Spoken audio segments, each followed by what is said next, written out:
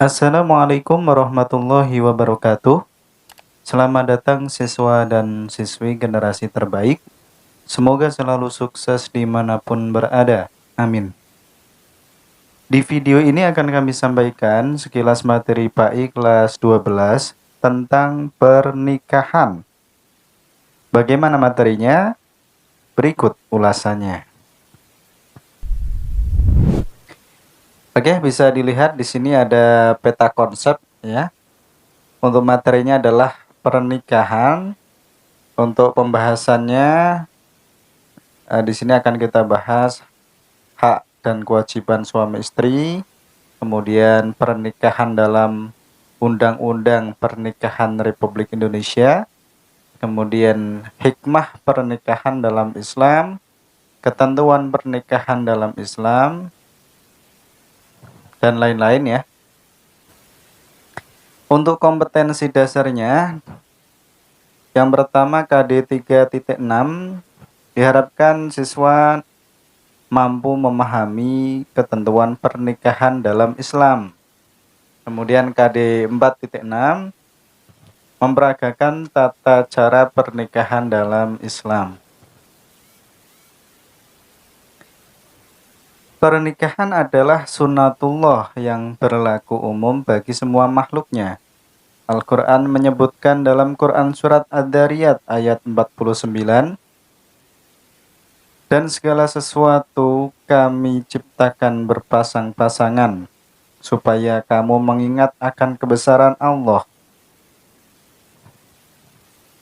Islam sangat menganjurkan pernikahan, karena dengan pernikahan manusia akan berkembang, sehingga kehidupan umat manusia dapat dilestarikan.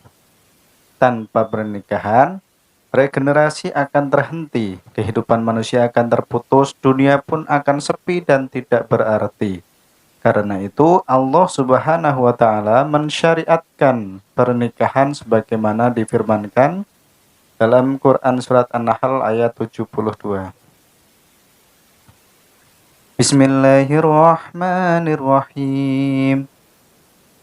Wallahu ja'ala lakum min anfusikum azwajan wa ja'ala lakum min azwajikum banina wa hafadatan wa razaqakum minat thayyibat. Afabil batili yu'minuna wa bini'matillahi hum yakfurun. Artinya, Allah menjadikan dari kamu istri-istri dari jenis kamu sendiri, dan menjadikan bagimu dan istri-istri kamu itu anak-anak dan cucu-cucu, dan memberimu rezeki dari yang baik-baik. Maka mengapakah mereka beriman kepada yang batil dan mengingkari nikmat Allah? Rasulullah juga banyak menganjurkan kepada para remaja yang sudah mampu untuk segera menikah, agar kondisi jiwanya lebih sehat, seperti dalam hadis berikut. Wahai para pemuda, siapa saja di antara kalian yang sudah mampu, maka menikahlah. Karena pernikahan itu lebih menundukkan pandangan dan lebih menjaga kemaluan. Jika belum mampu, maka berpuasalah, karena puasa dapat menjadi benteng dari gejolak nafsu. Hadis riwayat Bukhari dan Muslim. Secara bahasa, nikah berarti mengumpulkan, menggabungkan, atau menjodohkan. Dalam Kamus Bahasa Indonesia atau KBBI, nikah diartikan sebagai perjanjian antara laki-laki dan perempuan untuk bersuami istri dengan resmi atau pernikahan. Sedangkan menurut syariah, nikah berarti akad yang menghalalkan pergaulan antara laki-laki dan perempuan yang bukan mahramnya, yang menimbulkan hak dan kewajiban masing-masing. Para ulama menyebutkan bahwa nikah diperintahkan karena dapat mewujudkan maslahat, memelihara diri, kehormatan, mendapatkan pahala, dan lain-lain. Oleh karena itu, apabila pernikahan justru membawa madorot, maka nikah pun dilarang. Karena itu, hukum asal melakukan pernikahan adalah mubah atau boleh.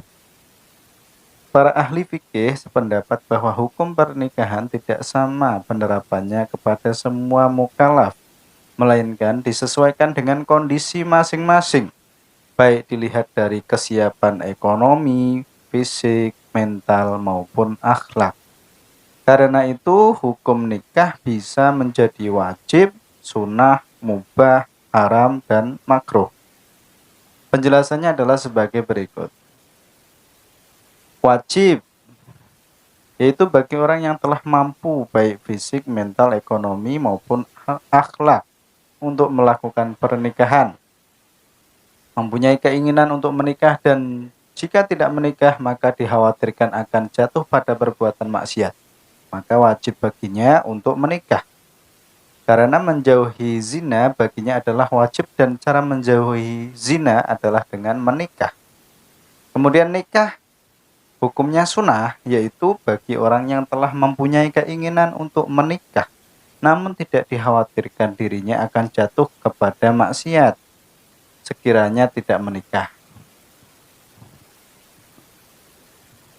Kemudian menikah hukumnya mubah, yaitu bagi orang yang mampu dan aman dari fitnah, tetapi tidak membutuhkannya atau tidak memiliki syahwat sama sekali, seperti orang impoten atau lanjut usia, atau yang tidak mampu menafkahi, sedangkan wanitanya rela dengan syarat wanita tersebut harus rasyidah atau berakal. Juga mubah bagi yang mampu menikah dengan tujuan hanya sekedar untuk memenuhi hajatnya atau bersenang-senang, tanpa ada niat ingin keturunan atau melindungi diri dari yang haram. Kemudian nikah hukumnya haram, yaitu bagi orang yang yakin bahwa dirinya tidak akan mampu melaksanakan kewajiban-kewajiban pernikahan, baik kewajiban yang berkaitan dengan hubungan seksual maupun berkaitan dengan kewajiban lainnya. Pernikahan seperti ini mengandung bahaya bagi wanita yang akan dijadikan istri. Sesuatu yang menimbulkan bahaya dilarang dalam Islam. Kemudian menikah hukumnya makruh, yaitu bagi seseorang yang mampu menikah, tetapi dia khawatir akan menyakiti wanita yang akan dinikahinya, atau menzalimi hak-hak istri dan buruknya pergaulan yang dia miliki dalam memenuhi hak-hak manusia, atau tidak minat terhadap wanita dan tidak mengharapkan keturunan.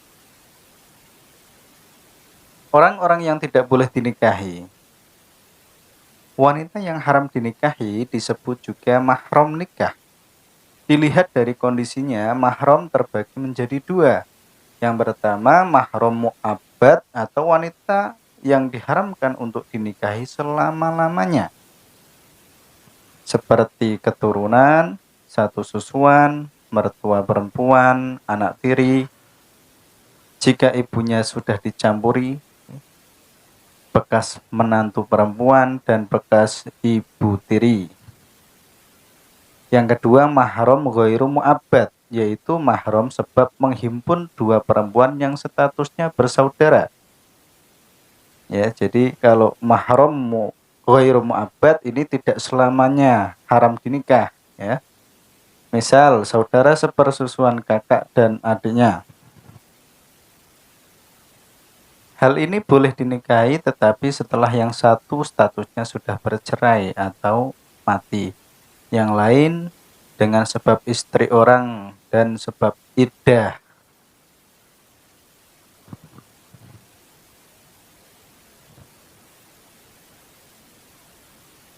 Pernikahan menurut Undang-Undang Perkawinan Indonesia. Undang-Undang Nomor 1 Tahun 1974. Di dalam negara Republik Indonesia, segala sesuatu yang bersangkut paut dengan penduduk harus mendapat legalitas pemerintah dan tercatat secara resmi, seperti halnya kelahiran, kematian, dan perkawinan. Dalam rangka tertib hukum dan tertib administrasi, maka tata cara pelaksanaan pernikahan harus mengikuti prosedur sebagaimana diatur dalam Peraturan Pemerintah tentang Pelaksanaan Undang-Undang Nomor 1 Tahun 1974. Adapun pencatatan pernikahan sebagaimana termaktub dalam bab 2 pasal 2 adalah dilakukan oleh pegawai pencatat nikah atau PPN yang berada di wilayah masing-masing. Karena itu, pegawai pencatat nikah mempunyai kedudukan yang amat penting dalam peraturan perundang-undangan di Indonesia, yaitu diatur dalam Undang-Undang Nomor 32 Tahun 1954. Bahkan sampai sekarang, PPN adalah satu-satunya pejabat yang berwenang untuk mencatat perkawinan yang dilakukan berdasarkan hukum Islam di wilayahnya. Artinya, siapapun yang ingin melangsungkan pernikahan berdasarkan hukum Islam berada di bawah pengawasan PPN. Hak dan kewajiban suami istri. Dengan berlangsungnya akad pernikahan, maka memberi konsekuensi adanya hak dan kewajiban bagi suami maupun istri yang mencakup 3 hal, yaitu yang pertama kewajiban bersama timbal balik antara suami dan istri, yang kedua kewajiban suami terhadap istri, dan yang ketiga kewajiban istri terhadap suami. Oke, yang pertama kewajiban timbal balik antara suami dan istri. Nah, di sini bisa dilihat kewajiban timbal baliknya dari nomor 1 sampai dengan nomor 6. Kemudian kewajiban suami terhadap istri. Oke, yang pertama kewajiban mahar, kewajiban memberikan nafkah, ya, lahir maupun batin, memimpin rumah tangga, membimbing dan mendidik anak dan istrinya, ya. Kemudian untuk kewajiban istri terhadap suami, yang pertama taat kepada suami, yang kedua menjaga diri dan kehormatan keluarga, merawat dan mendidik anak. Tujuan pernikahan. Tujuan pernikahan yang pertama adalah untuk memenuhi tuntutan naluri manusia yang asasi. Manusia hidup butuh pasangan, gitu ya. Kemudian yang kedua, tujuan pernikahan untuk mendapatkan ketenangan hidup. Yang ketiga, untuk membentengi akhlak. Yang keempat, untuk meningkatkan ibadah kepada Allah. Yang kelima, untuk mendapatkan keturunan yang soleh. Yang keenam, untuk menegakkan rumah tangga yang islami. Hikmah pernikahan. Nikah disyariatkan Allah Subhanahu wa Ta'ala melalui Al-Quran dan Sunnah Rasulnya, seperti dalam uraian di atas, mengandung hikmah yang sangat besar untuk keberlangsungan hidup manusia. Di antaranya, 1. Terciptanya hubungan antara laki-laki dan perempuan yang bukan mahram dalam ikatan suci yang halal dan diridhoi Allah. Yang kedua, mendapatkan keturunan yang sah dari hasil pernikahan. Yang ketiga, terpeliharanya kehormatan suami istri dari perbuatan zina. Terjalinnya kerjasama antara suami dan istri dalam mendidik anak dan menjaga kehidupannya. Terjalinnya silaturahmi antara keluarga besar pihak suami dan pihak istri. Kemudian pernikahan yang tidak sah. Pernikahan yang tidak sah, yang pertama adalah pernikahan mut'ah atau kawin kontra. Yang kedua, pernikahan sighar atau pernikahan dengan persyaratan barter tanpa pemberian mahar. Yang ketiga, pernikahan muhalil atau nikah tahlil. Kemudian yang keempat, pernikahan orang yang ihram, haji maupun umroh. Yang kelima, pernikahan dalam masa iddah. Yang keenam, pernikahan tanpa wali. Yang ketujuh, pernikahan beda agama. Yang kedelapan, menikahi mahram.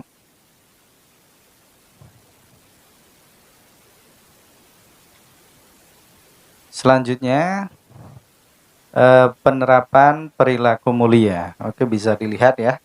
Di sini contoh-contoh penerapannya ya. Nah, itu tadi sekilas penjelasan singkat materi PAI kelas 12 tentang pernikahan. Oke, selanjutnya silahkan selesaikan tugas berikut, kemudian laporkan hasil tugasmu kepada guru PAI masing-masing. Demikian yang bisa saya sampaikan. Mohon maaf apabila ada yang kurang pas. Jangan lupa subscribe channel ini biar tidak ketinggalan materi-materi PAI selanjutnya. Jaga kesehatan, pakai masker, dan jangan lupa cuci tangan. Terima kasih. Wassalamualaikum warahmatullahi wabarakatuh.